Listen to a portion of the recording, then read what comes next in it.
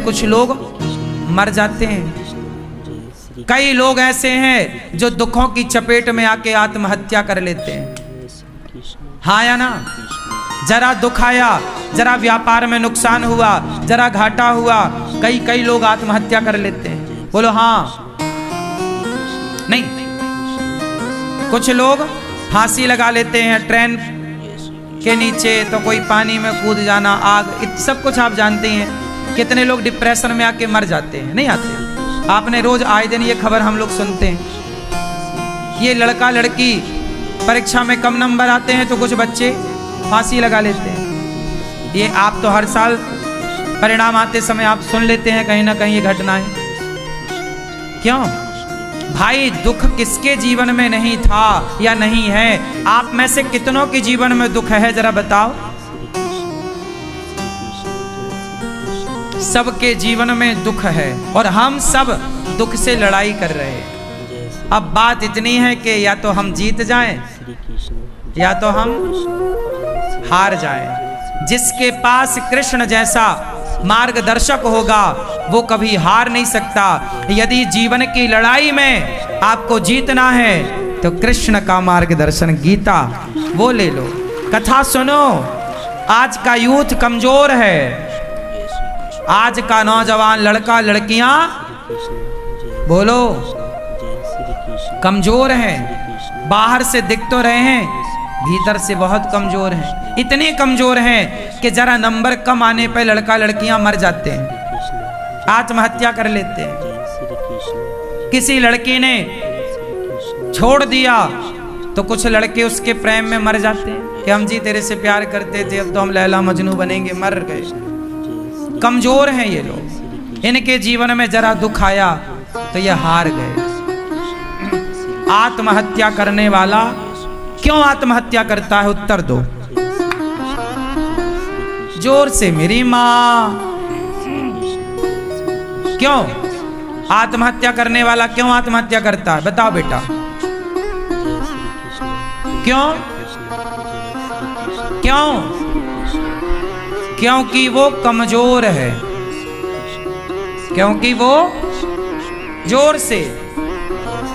आप अपने बच्चों को मजबूत बनाओ। अपने बच्चों को ये भी पढ़ाओ कि बेटा दुख आए तो हिम्मत नहीं हारना, डट के सामना करना। आओ संकट आओ मुसीबत आओ हम लड़ेंगे। भागेंगे क्यों? आत्महत्या क्यों करें? लड़ेंगे क्यों जी? बात क्या कहते हो? क्या समझ में आया? सुदामा तो इतने दुखी थे बेचारे, 4 दिन चूल्हा नहीं जलता था, बच्चे भूख से तड़पते थे। लेकिन सुदामा ने तो हालातों से लड़ना सीखा ना। और आप लोगों पर जरा संकट आता है आप तय हो जाते हो, डिप्रेशन में चले जाते हो, डिप्रेशन की दवाइयां खाने लग जाते हो। थोड़ा तो मजबूत बनो ना मेरी माँ, थोड़ा तो मजबूत बनाओ लड़कों को, अपने स्वामी को, अपने पति को, पत्नी को, बच्चों को, सबको। ये बात सही है या गलत है कि आज का इंसान कमजोर है? दुखों से ज्यादा देर दो हाथ होए ना तो टिक नहीं पाता। क्यों? ये बात सही है। आजकल हर आदमी सुख चाहता है और दुख से लड़ना जानता नहीं है। हमने अपने जीवन में बचपन में बहुत दुख देखे हैं। मैं बचपन में गांव में जाकर भीख मांगता था, मैं गाय चराता था, मेरे दोस्त कपड़े पहनते थे, मैं उनके कपड़े देखता था। एक साल में एक जोड़ी कपड़ा दिलाते थे पिताजी मेरे। पैंट पहनता था उसमें पूरा छेद हो जाता था, पीछे छिन जाता था, चड्डी दिखने लगती थी, तब भी मैं उसे पहनता रहता था। वो दिखाता था पिताजी को, देखो इतना बड़ा छेद हो गया है, अब तो दिला दो। तो जब बोलते थे तब 2 महीने बाद दिलाते थे। मेरी एक मौसी है, वो मौसी कभी आया करती थी साल में 1 आध बार, तो वो कुछ कपड़े लाती थी पुराने। मेरा मौसी का एक भाई लड़का है, मेरा भाई, तो वो जो उतार देता था, रिजेक्ट कर देता था, वो ले आती थी। मैं उन कपड़ों को देख के खूब प्रसन्न होता था, उन्हें बहुत अच्छे से पहनता था। इस हाल से, इस हालातों से गुजरे, एक एक रुपए के लिए तड़पे और तरसे।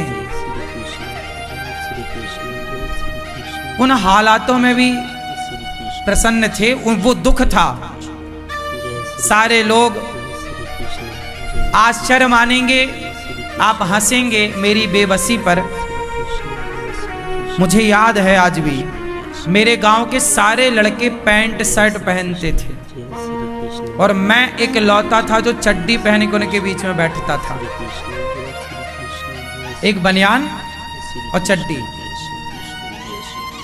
सब पैंट पहन, मेरे पास थे नहीं, अब थे तो फिर वो फटा था। ऐसे हालातों में हम रहे। और याद रखना साहब, मैं ये सब बातें नहीं बताता, ना कहना चाहता, गरीबों का मजाक बहुत उड़ाते हैं लोग। उस समय मेरी चड्डी पकड़ के लोग खींच देते थे, वो थी वही फाड़ देते थे। मैं चड्डी में था तो लोग चाहते थे कि ये नंगा घूमे, इसलिए वो भी फाड़ने का प्रयास था। इन हालातों से हम गुजरे हैं। हमारी माँ बताती है कि बारिश में बेटा पानी पूरे घर में ऐसे चूता था, मतलब टपकता था। हमारी माँ हमें लेकर के दूसरे के घर में रात को सोने, पूरा घर, पिताजी माँ जी सब दूसरे के घर कई बार जाते थे सोने के लिए। घर में पानी कहीं सूखा ही नहीं था और टाइल पत्थर थी नहीं, गोबर से लिपटा था, तो पानी गिरने पर मिट्टी कीचड़ होता था और वो कीचड़ तब तक होता था जब तक सूख ना जाए। तो दूसरे के घर पर सोना मजबूरी थी। उन हालातों से हम चले, गुजरे हैं। गरीबी क्या होती है, हमने पुस्तकों में गरीबी पढ़ी नहीं है साहब, देखी, उसमें रहे, उसमें जिए। लेकिन तब भी शिकायत ईश्वर से नहीं थी, तब भी रोते नहीं थे। उन मुसीबत से डट के उस समय भी हम लोग खुश थे, प्रसन्न थे। उस हाल को भी हमारी माँ ने, हमारे पिताजी ने डट करके सामना किया उन दुखों से और जिए हैं। आत्महत्या का मन नहीं बनाया कि चलो जी अब तो कुछ नहीं, हम मर जाते हैं।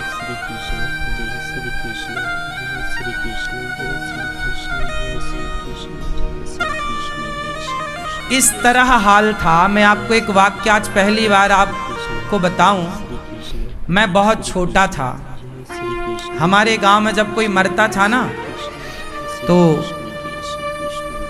उसको जलाने के लिए लकड़ियां गांव भर के लोग चंदा करके जुटाते थे। ये परंपरा रही है पहले कि जब कोई मर जाता था तो सब लोग ना अपने घर के बाहर दो दो लकड़ी मोटी मोटी रख दिया करते थे, तो वो ले जाया करते थे और चिता पे फिर उसको जलाते थे। मतलब इस तरह आलम था कि जब कोई मरता था तो उसको जलाने के लिए लकड़ियों का भी चंदा होता था, मतलब सबसे मांगी जाती थी।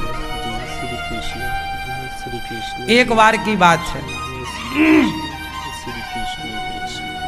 मैं गाय चरा के लौटा था, शाम को 5 बज रहे होंगे, 6 बज रहे हो। मैं बहुत पुरानी बात है ये, जब मैं बहुत छोटा था। ये तब की बातें हैं जब मेरी आयु 13-14 साल की थी। एक दिन मेरी माँ ने अचानक मेरे से एक बात कह दी।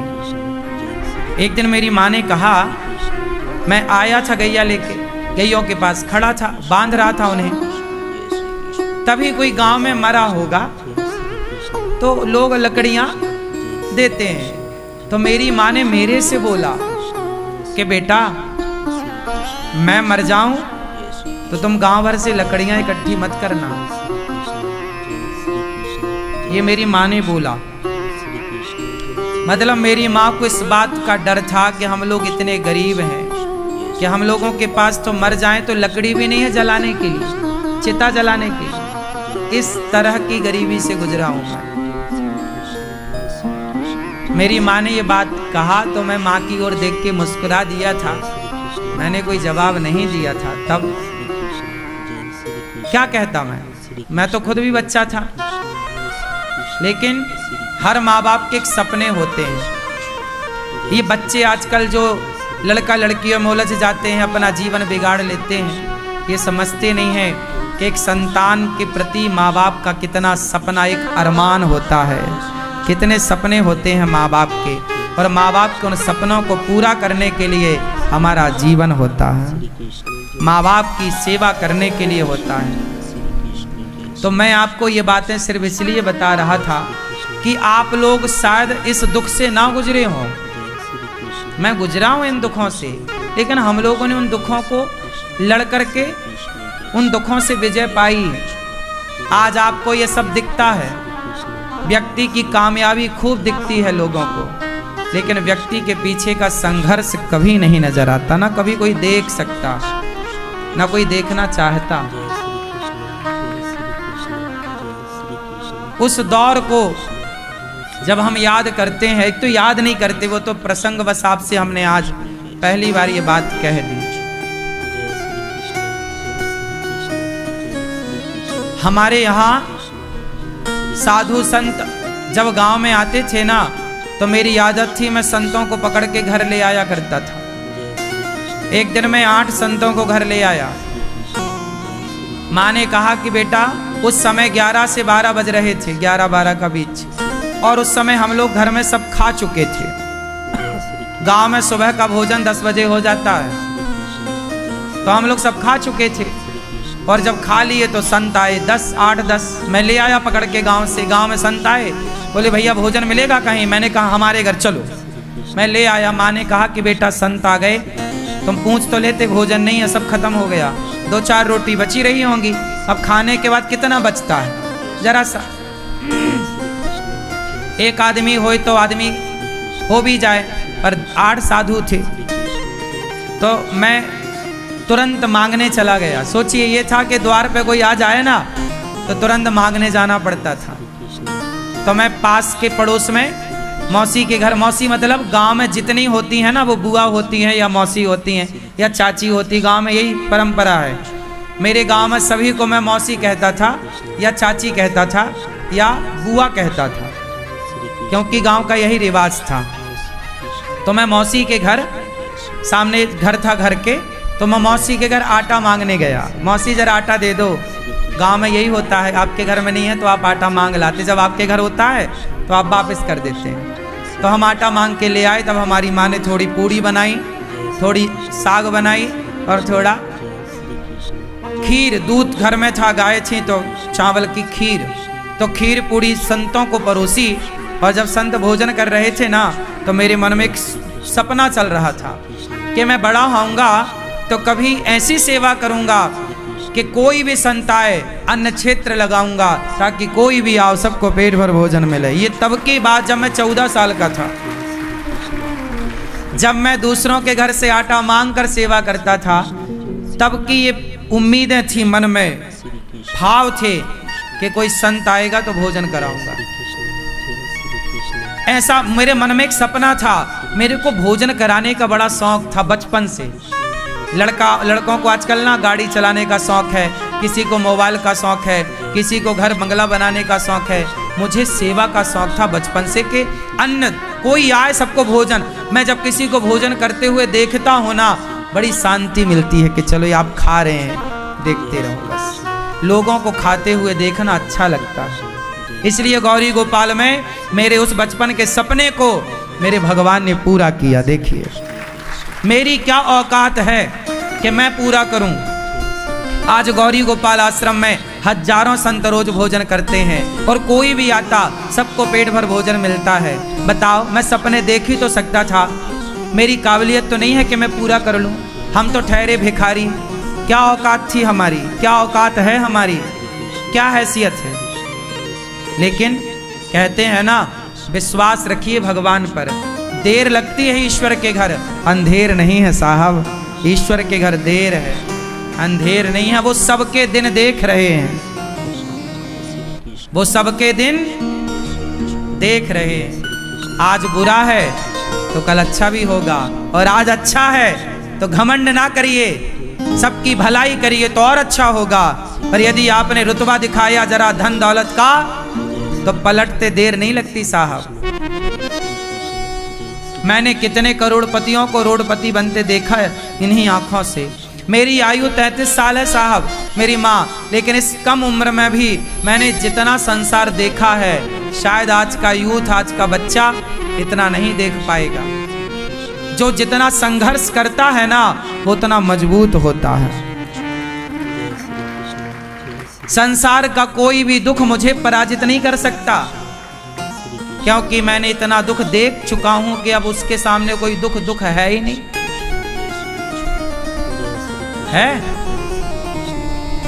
इसलिए दुखों से अगर चोट खाई ना होती तो कन्हैया तेरी याद हमें आई ही ना होती। आज प्रभु याद हैं तो शायद इसलिए कि दुखों से गुजरे हैं। इसलिए भगवान करें आप कभी दुखी ना हो, आपकी कभी स्थिति प्रतिकूल ना हो। भगवान आप सबको धन धान्य से भरें। लेकिन एक बात कहूँ, कभी धन का घमंड ना करना साहब। 4 पैसे हैं तो ईश्वर ने कृपा करके आपको दिए, समाज की सेवा के लिए, दीन दुखियों की सेवा के लिए, घमंड के लिए नहीं दिए। घमंड तो रावण का नहीं चला जिसकी लंका सोने की थी, तुम्हारे घर तो माटी के है ना। मेरा मन कर रहा मैं थोड़ा रो लूं, पर अभी समय नहीं है रोने का, फिर कभी रोएंगे, है ना।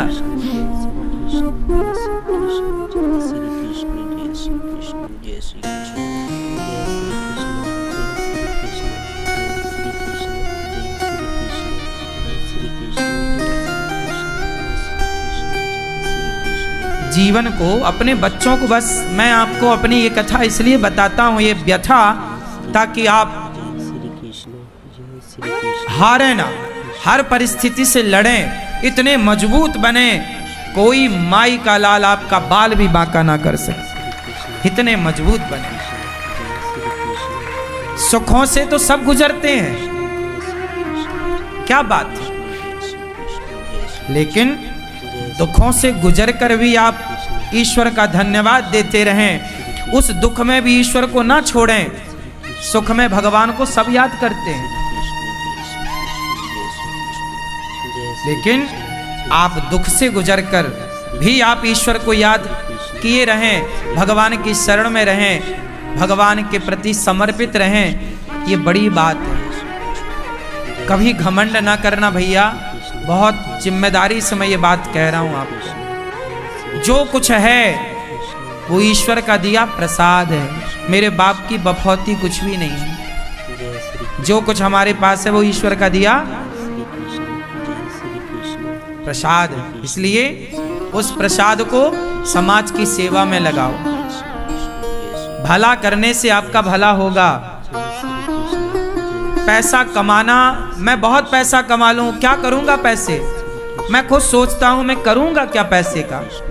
मैं पैसा उतना ही आप लोगों से मांगता हूं जितने की जरूरत है। गौरी गोपाल आश्रम में वृद्ध माताएं रहती हैं, 285 माएँ हैं।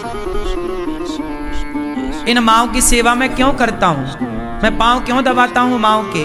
आज तक किसी आपने सुना कि कोई वृद्धाश्रम खोल के उन माओं के पांव दबा रहा हो? गौरी गोपाल आश्रम में यह दास सबके पांव दबाता है माओं के। क्यों? मुझे पता है कि जब अपने ठुकराते हैं ना तो पीड़ा क्या होती है। इन माओं की पीड़ा मैं जानता हूँ, क्योंकि मैं उस पीड़ा से गुजरा हूँ। खग जाने खग ही की भाषा, जिसके पैरों में बिमाई फटी ही नहीं वो पीर पराई क्या जाने, और जिसने बेटी को जन्म दिया ही नहीं वो बेटी की विदाई क्या जाने, है ना। मैं जानता हूं कि जब आप घर से बेघर होते हैं तो आपका दर्द क्या होता है। मेरे साथ ये भी घट चुका है। मैं जब छोटा था तो मेरे पिताजी मंदिर में पूजा करते थे, तो जिनका मंदिर था हम लोग उनके मंदिर में रहते थे। उन लोगों ने हम लोगों को सावन के महीने में निकाल दिया। चलो, उस समय हम लोगों के पास रहने का घर नहीं था। पिताजी ने बोला कि बारिश तो निकल जाने दो, फिर चले जाएंगे। नहीं, अभी नहीं निकले तो सामान सड़क में फेंक दिया। कैमरा नहीं था उस टाइम पर, लेकिन आंखों ने वो सब कैप्चर कर रखा है, सब कुछ। कुछ कुछ याद है कि कैसे वो सामान फेंक रहे थे, कैसे सामान बाहर पड़ा था। हम लोग निकल गए, बेघर हो गए। कुछ दिन किसी के घर रहे, किसी और मंदिर में सेवा की। फिर 20,000 रुपए का घर बनाया था पिताजी ने। इंदिरा आवास योजना का पैसा निकलता था ना, सरकार देती थी घर बनाने का, जिसमें 20,000 मिलता था तो 5,000 घूस देनी पड़ती थी, 15,000 हाथ आता था। उसमें फिर पिताजी ने एक घर बनाया छोटा। अब 15,000 का घर कैसा, वो उस घर में हम लोग ईंट ही ईंट, प्लास्टर नहीं था उसमें, माटी की चिनाई थी, सीमेंट की चिनाई नहीं, माटी की, और कोई प्लास्टर नहीं था, छपाई नहीं थी। उसमें रहे वर्षों तक। फिर तो बेघर क्या होता है, आजकल बेटा अपनी माँ को घर से निकाल देता है, ना निकालता तो वृद्धाश्रम में माताएं क्यों होती। वो बेघर माँओं का दर्द शायद आप में से कोई जाने ना जाने। मैं बेघर हो चुका था बचपन में एक बार, तो मैं जानता हूँ कि बेघर होने की पीड़ा क्या है। इसलिए मैं उन बेघर माँओं के लिए आपसे कहता हूँ कि एक घर बन रहा है वृद्ध माँओं के लिए, ये गौरी गोपाल आश्रम का निर्माण हो रहा है। ये घर किसके लिए, वृद्ध माँओं के लिए बन रहा है। तो उन बेघर माँओं के लिए आप एक छोटा सा घर बनाने का सहयोग करिए। इसलिए बोलता हूँ कि थोड़ा थोड़ा दान करिए, सहयोग करिए, क्योंकि आप सबके दान से गौरी गोपाल आश्रम में 285 माँओं की सेवा होती है। उनका रहना खाना सब कुछ। 150 बच्चे पढ़ते हैं गौरी गोपाल गुरुकुल में, गरीब परिवार के बच्चे हैं। वो उनका रहना खाना पढ़ना लिखना सब फ्री, वो पढ़ते हैं। गौरी गोपाल जी की रसोई अखंड चलती। आप में से कितने लोगों ने प्रसादी पाई गौरी गोपाल जी की रसोई में? सबने पाई। प्रसाद अच्छा था, अच्छा था। यही सेवा है। मेरे काम करने से, मेरे भीख मांगने से इतनी सारी सेवाएं होती हैं। इसलिए मुझे लगता है कि मैं आपके द्वारा मांग कर, देखो मेरी कोई फैक्ट्री नहीं है, ना कोई बिजनेस ना व्यापार। बिजनेस व्यापार करने का कोई मन नहीं है कि अब पैसे का करेंगे क्या, मैं पैसे जोड़ के क्या करूंगा बताओ। मेरा अपना, मैं तो अपने लिए घर भी नहीं बनाया आज तक। 9x12 का कमरा है, चल के चेक कर लेना, आप सब देख सकते हैं, जिसमें मैं रहता हूँ। जिस कमरे में माताएं रहती हैं ना, जैसी कमरे में व्यवस्था, जिस कमरे में माताएं, उनसे भी एक छोटा सा कमरा है जहां हम रहते हैं। ठाकुर जी और हम दोनों ही रहते हैं, हमारे कन्हैया और हम। आप चेक कर लेना। मैं किसी को मैं असत्य नहीं कहता, जितना करता हूँ, जो कहता हूँ वही कहता हूँ। मैं झूठ बोलने से बचता हूँ। झूठ बोल के पाऊंगा क्या, फायदा क्या होगा?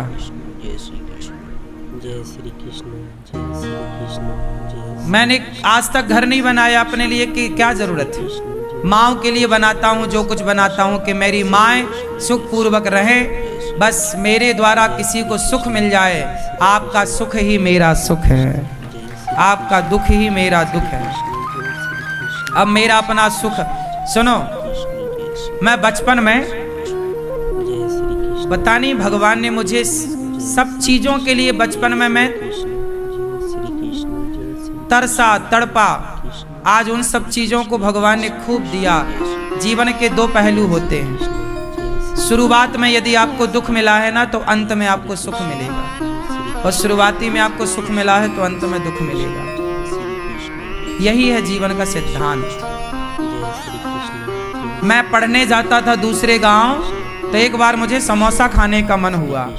समोसा 1.5 रुपए का आता था उस टाइम पे, मेरे टाइम पर 1.5 रुपए का एक समोसा। और मेरे पास 1 रुपए था। मैंने मांगा कि भाई साहब एक समोसा देना, तो उसने बोला 1.5 रुपए लाओ। मैंने कहा 1 रुपए का दे दो, मना कर दिया उसने, समोसा नहीं दिया उसने। मैं जिद किया तो उसने मेरे को हाथ पकड़ के बाहर कर दिया दुकान से, चल।